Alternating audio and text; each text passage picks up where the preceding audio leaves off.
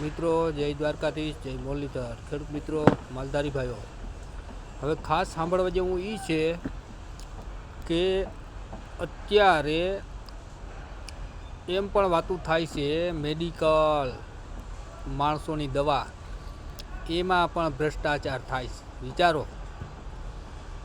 એ એમ કહે છે કે ચૂંટણીવાળાને ફંડ આપી દઈએ, એની મેડિકલવાળાની કે જે કંઈ કંપની કારખાના દવા બનાવતા હોય એ દવા વેચે છે.